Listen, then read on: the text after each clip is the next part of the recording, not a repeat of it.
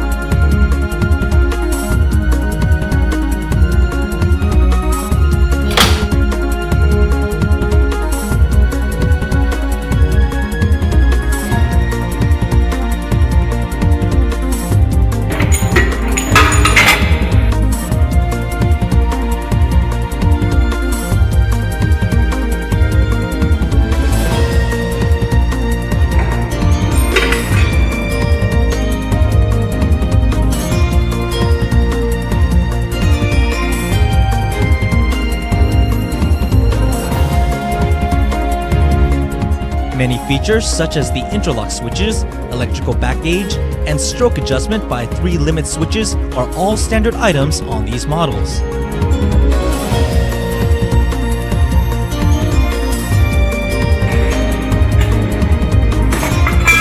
These ironworkers have 2-foot paddle controls, and separate operations can be safely performed simultaneously without interference.